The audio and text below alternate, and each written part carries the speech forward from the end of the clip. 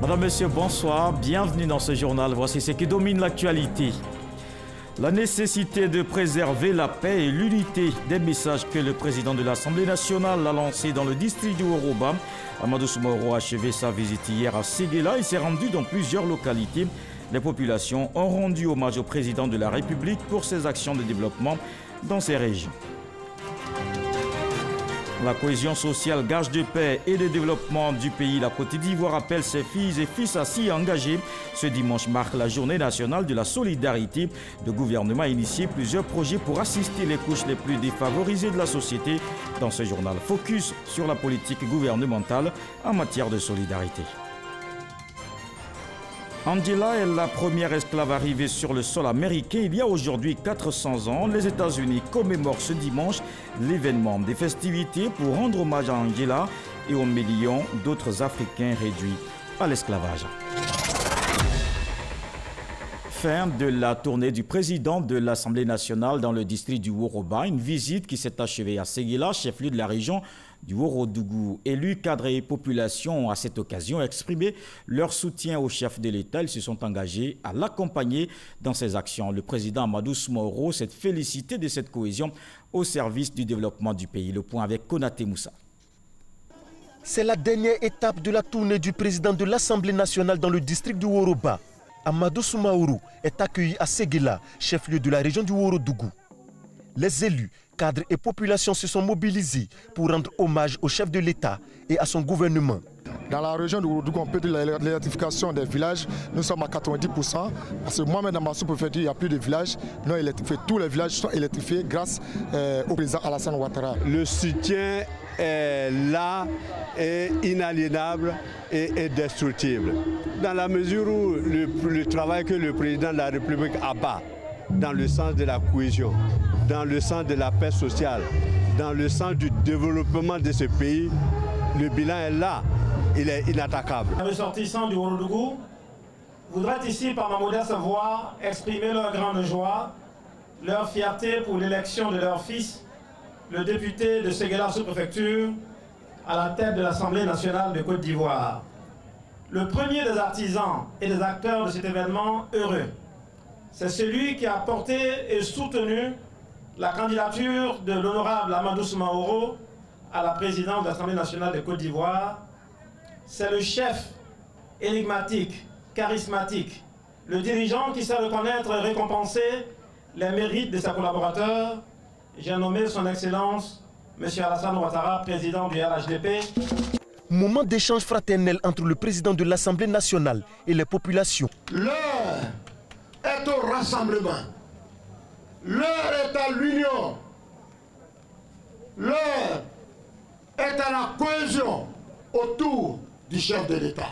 Le président de la République, Alassane Ouattara, rêve d'une Côte d'Ivoire qui vit en paix. Alassane Ouattara a démontré qu'il aime le Worodougou, qu'il aime le Bafing, qu'il aime le Béré, en bref, qu'il aime le Woroba. Il nous appartient, nous, qu'il a nommé à des postes de responsabilité, de soutenir surtout les couches les plus vulnérables. Comme dans toutes les localités visitées, le président de l'Assemblée nationale a fait de nombreux dons aux populations. Il a offert une ambulance au canton Assolo-Nafana. Des gestes et des dons qui renforcent la solidarité dans le pays. D'ailleurs, tous les 25 août marquent la journée nationale de la solidarité. Cette notion comme valeur gage d'une paix sociale et d'un développement durable. Voilà ce qui doit animer la conscience collective.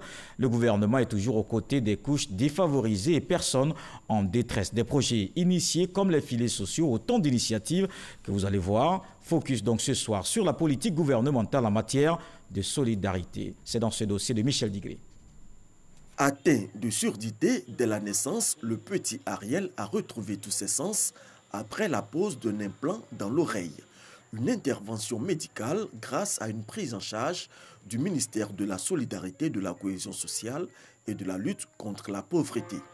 À 8 ans et en classe de CE1, Ariel est aujourd'hui un enfant normal avec de bons résultats scolaires. Un livre. En tout cas, ça va. Il se porte bien. Tout ce qu'il n'arrivait pas à dire, les nés, même jusqu'à 3 ans, il ne pouvait pas m'appeler maman. Mais aujourd'hui, vraiment, c'est une grande joie pour moi qu'il m'appelle maman. Au-delà de l'assistance individuelle à des personnes vulnérables, le ministère de la Solidarité mène des actions en faveur des communautés. Dans un village, il manque peut-être un marché pour que règne la cohésion. Nous essayons de construire ce marché. Nous réhabilitons des écoles, nous construisons des centres de santé. Nous faisons la construction de foyers, soit des foyers pour les femmes, soit des foyers pour des jeunes, soit des foyers polyvalents. Tout ça, ce sont des actions pour aider les populations à se rapprocher, à se mettre ensemble. Les personnes en détresse suite à des catastrophes naturelles constituent également une priorité. L'année dernière, vous avez vu au mois de juin, il y a eu des inondations. L'eau est rentrée dans certaines maisons, il y a eu même mort d'hommes. Et donc ça, c'est des personnes qui sont en détresse, des personnes qui sont victimes de catastrophes naturelles. D'abord, nous avons aidé au relogement de certaines familles parce qu'elles n'avaient nulle part où aller. Nous avons aidé certaines familles qui avaient perdu des personnes à l'occasion de ces sinistres-là à enterrer dignement les membres perdus de leur famille. Au cœur de la politique sociale gouvernementale, le projet Filets sociaux productifs bénéficiant d'un appui technique et financier de la Banque mondiale à hauteur de 29 milliards de francs CFA sur la période 2015-2020. Il s'agit d'allouer des allocations sous forme de transfert monétaire à des ménages qui sont ciblés parmi les plus pauvres. Et un ciblage a donc été fait sur la base des données de recensement, d'enquête de l'Institut national de la statistique. Et ces données-là ont permis de s'orienter vers les régions de la Côte d'Ivoire qui avaient donc les taux de pauvreté les plus élevés. À ce jour, il couvre 50 000 ménages répartis entre 882 villages de 16 régions des zones centre-nord et ouest du pays. Dans ces différents villages, donc, les ménages qui sont les plus pauvres bénéficient tous les 3 mois d'un transfert monétaire de 36 000 francs CFA. Ce montant a été calculé sur la base du seuil d'extrême pauvreté, qui est de 335 francs jour, ramené au mois et complété de 2 000 francs. Cela donc permet d'avoir une estimation mensuelle de 12 000 francs CFA qu'il faut donc multiplier par 3 pour avoir l'allocation trimestrielle. Si l'objectif premier du gouvernement est d'améliorer la qualité de vie des populations vulnérables, il s'agit en réalité de créer les conditions pour que celles-ci se prennent elles-mêmes en charge et quittent définitivement l'état de pauvreté. La solidarité, elle est naturelle. L'État joue son rôle. Mais le devoir et le rôle de l'État, ce n'est pas de continuer à assister les populations. C'est de faire en sorte qu'il y ait de moins en moins de victimes, de faire en sorte qu'il y ait de moins en moins de personnes en détresse. Donc c'est en amont que le travail de l'État se fait à travers toutes les actions de développement qui sont menées. Le projet de filets sociaux vient de bénéficier d'un financement additionnel de plus de 58 milliards de francs CFA pour la période 2020-2024. 75 000 ménages issus cette fois-ci des milieux périurbains et urbains seront intégrés au projet. Disons que l'édition 2019 met l'accent sur la solidarité, une valeur citoyenne pour une Côte d'Ivoire paisible.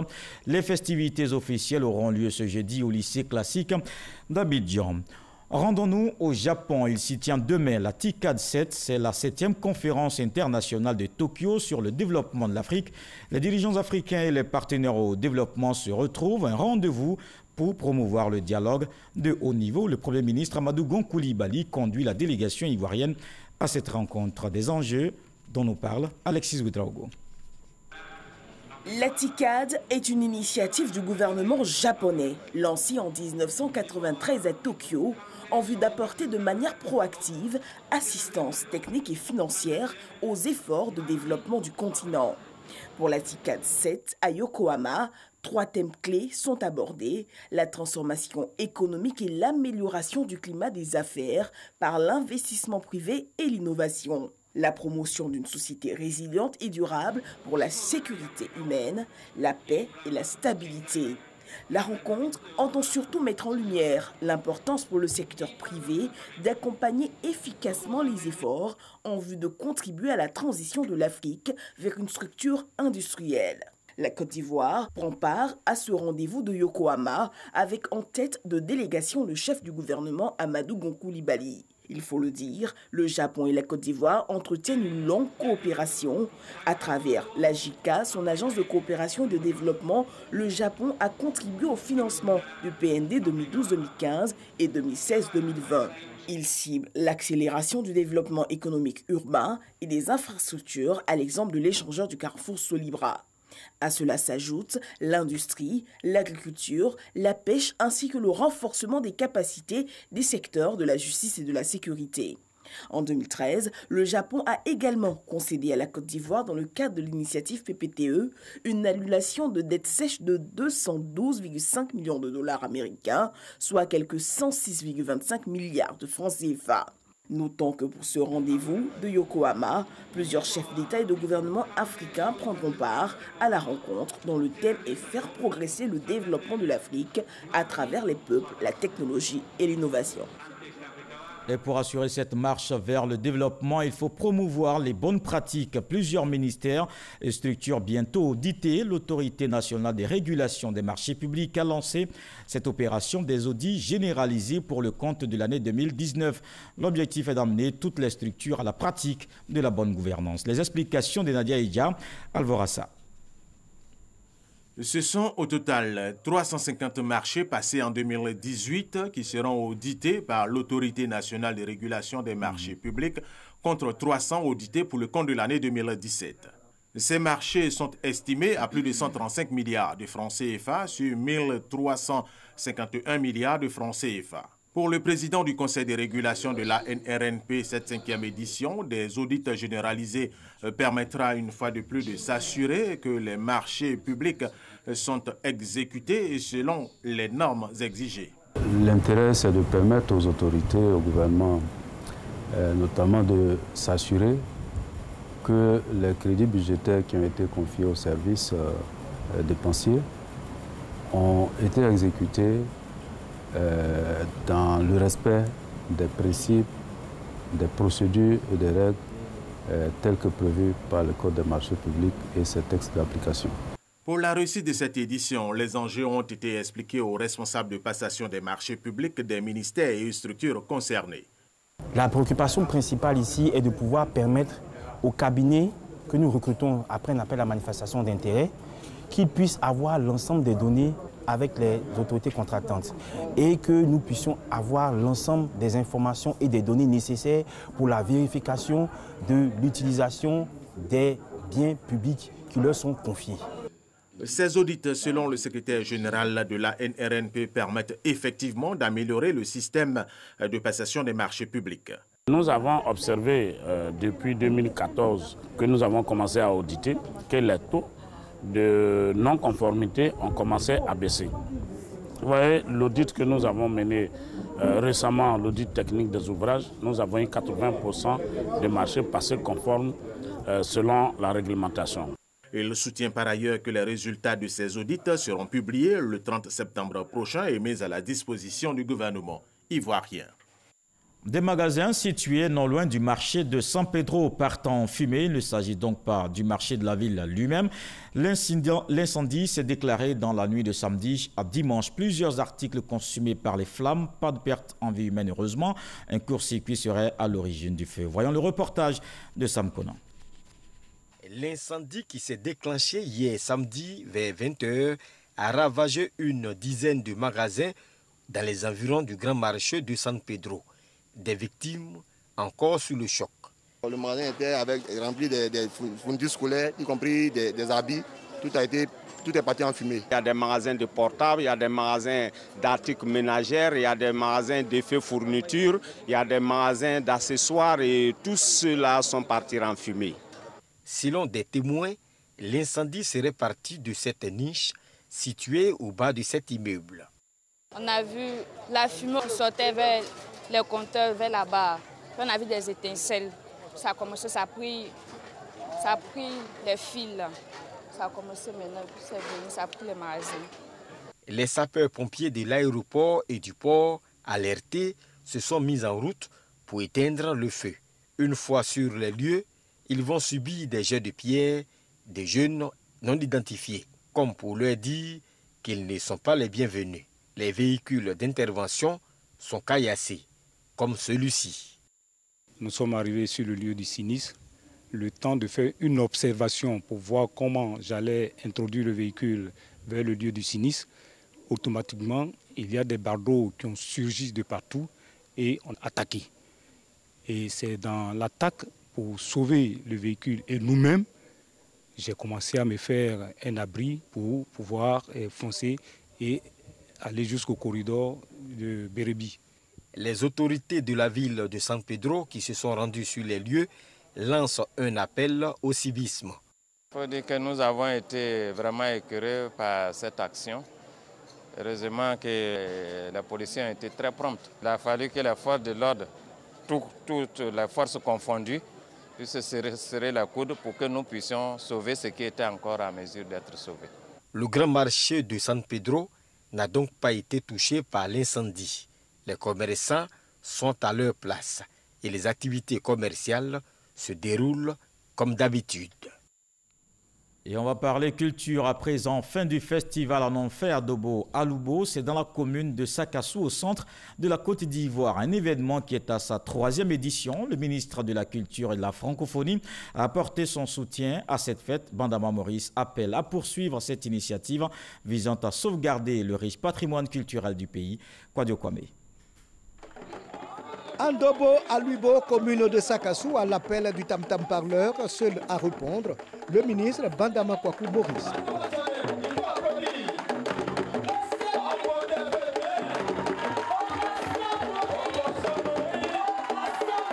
Nous sommes au Festival des Arts et de la Culture Anno, rencontre culturelle pour valoriser la culture du terroir. Objet sacré, parure, danse, accoutrement et la mise en lumière du résultat des travaux quotidiens. Le tout ajouté à la beauté bien entretenue. La sauvegarde de ce patrimoine culturel passe par l'inscription de ce festival au rang des activités phares du ministère de la Culture et de la Francophonie. Il entre dans le cadre du vaste programme de sauvegarde et de valorisation du patrimoine culturel que vous avez assigné à vos collaborateurs.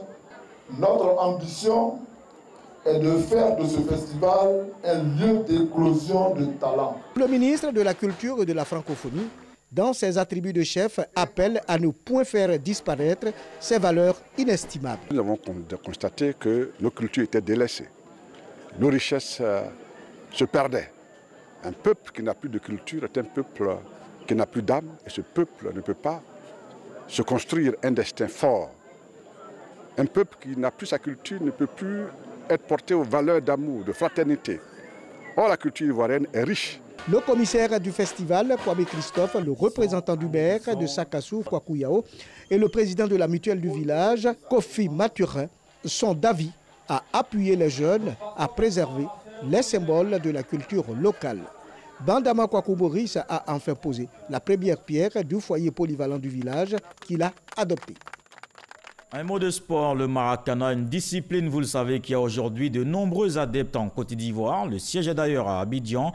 La Fédération internationale de Maracana Association est présidée par un Ivoirien. Bleu Charlemagne était l'invité de Hamza Diaby dans le cadre du magazine du dimanche. Le président de la FIMA fait le point des acquis et donné les perspectives de cette discipline mondiale. Voici un extrait de l'entretien. Le Maracana, c'est donc un dérivé puissant du football qui se décline sur le terrain par une opposition de 6 joueurs contre 6 sur un terrain de dimension similaire à celle du handball, sans gardien de but.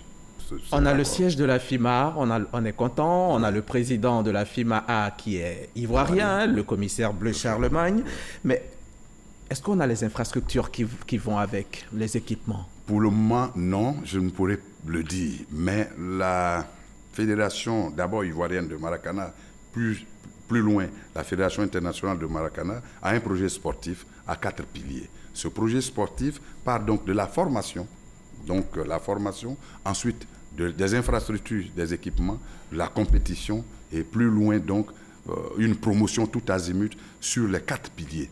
Donc naturellement, pour ce qui est des infrastructures, nous y sommes. Nous sommes aujourd'hui au niveau national à 5 terrains de Maracana dénommés Trocap qui ont été construits. Mais j'avoue que pour plus de 5 millions de pratiquants, c'est peu. C'était un grand rassemblement de prières, une occasion de restauration spirituelle, initiative de l'Association des femmes chrétiennes, Action des ouvrières de Christ.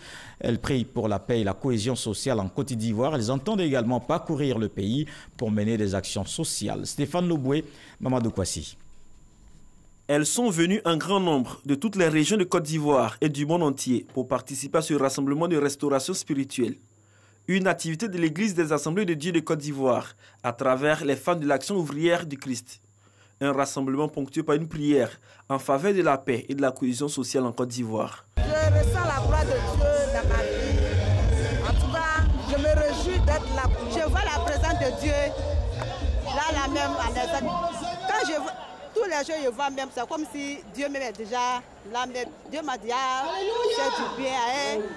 Mais le problème qui était venu là, j'ai oublié même. À travers des louanges, des actions de grâce, des défilés et des prestations artistiques, les femmes de l'Action ouvrière du Christ et les responsables de l'Église des Assemblées de Dieu de Côte d'Ivoire ont transmis des messages. Nous avons fait des tours dans les grandes régions de la Côte d'Ivoire pour mobiliser les femmes, pour les sensibiliser à une vie de réveil. Et nous avons fait environ 22 régions sur les 31 régions que constitue notre mouvement. Et aujourd'hui, c'est un moment d'apothéose pour d'abord dire merci au Seigneur parce qu'il a beaucoup fait pendant ces temps de restauration, tant au plan spirituel qu'au plan matériel et financier. Les femmes veulent lancer un message à leurs sœurs, à l'Église et à la nation. Un message d'espoir. Dire qu'en Jésus-Christ, tout a été accompli pour que désormais l'homme soit réconcilié avec Dieu, que l'homme ait la capacité de servir Dieu et qu'il puisse désormais vivre avec des principes qui viennent de Dieu, qui lui donnent d'être une bénédiction ou en bénédiction à son prochain. Ce rassemblement de restauration spirituelle va durer 3 jours. C'est depuis 2014 que l'Action des ouvrières du Christ œuvre dans le social à travers des actions caritatives dans toutes les régions de Côte d'Ivoire. Et on parle encore religion. Je vous emmène cette fois en France, précisément à Lourdes pour le pèlerinage international. Une édition 2019 marquée par des actes d'adoration, une rencontre spirituelle pour affermir la foi. Les pèlerins ivoiriens ont visité quelques sites sacrés, des endroits qui ont marqué la vie de Sainte Bernadette. Envoyé spécial à Lourdes, Grâce Kando. Les pèlerins ivoiriens du groupe Jean-Paul Nobou à Batresse, village d'enfance de Bernadette à 5 km de Lourdes. En ce lieu, cette fillette de 14 ans, à qui la Vierge Marie est apparue plusieurs fois, surveillait les brebis de sa famille. Les pèlerins ont aussi visité le musée retraçant la vie de Bernadette. Bernadette a vécu une vie très simple. Elle avait une famille très pauvre. Elle a été très simple et très pieuse. La vie de Sainte Bernadette doit nous inspirer beaucoup de prières, espérer et surtout avoir la foi. Elle a fait preuve d'humilité, elle a fait preuve de beaucoup de croyance en son Dieu, malgré toutes les difficultés, malgré toutes les épreuves endurées. Et donc, nous devons rendre témoignage de ce qu'elle a fait et nous devons nous en inspirer dans notre vie de tous les jours. Le pèlerinage, occasion de ressourcement spirituel, de prière, ces pèlerins du groupe Nobou n'ont pas manqué à cette tradition. Ils ont de façon unanime allumé un siège. Alors nous venons là pour dire merci à Vierge Marie, merci au Seigneur pour ce pèlerinage. C'est en même temps aussi penser à notre pays, à l'Afrique, à tous les pays en difficulté. Nous venons en communion d'esprit et d'intention, nous faisons laisser au pays pour confier à la Vierge Marie les intentions des uns des autres. D'autres lieux sacrés ont été également visités par les pèlerins, en l'occurrence la rue du Bac à Paris où la Vierge Marie s'est manifestée à une religieuse et à 9h où repose Bernadette depuis 1879. Et comme tous les dimanches, nous faisons le tour du monde pour voir ce qui a marqué l'actualité cette semaine. On commence par l'ouverture du procès d'Omar El-Béchir. Le point de ce 7 sur 7, Ahmed Traoré et Jean-Louis Gbagbo.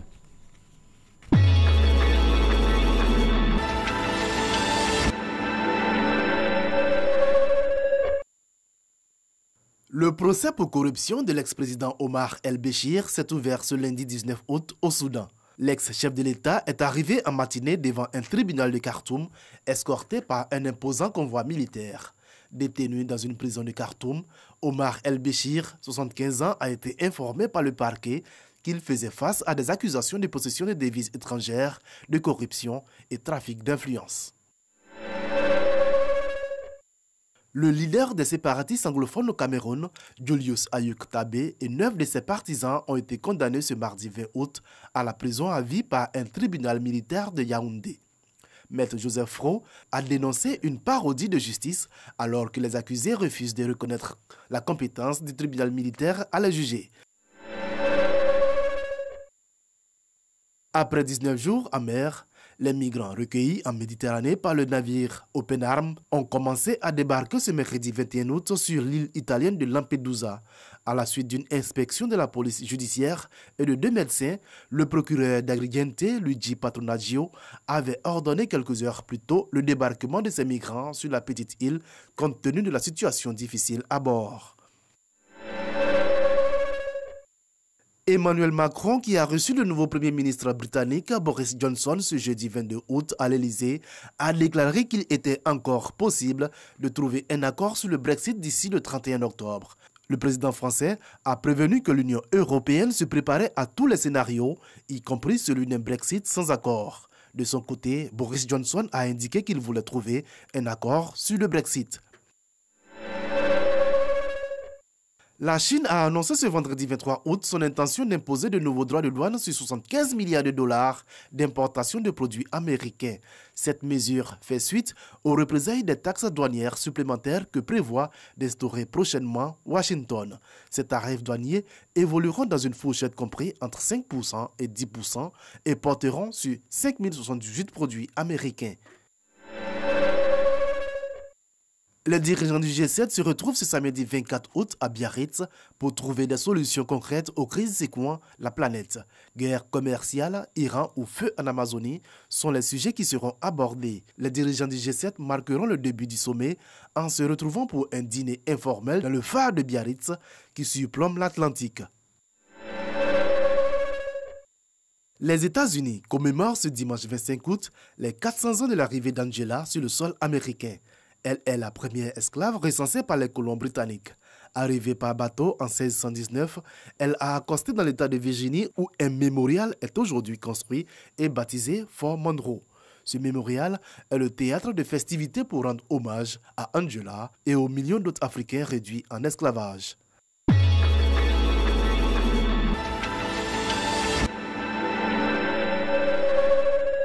Voilà qui m'a fait ce journal. Merci de l'avoir suivi. Demain, retrouvez Marine Cognan. Bonsoir.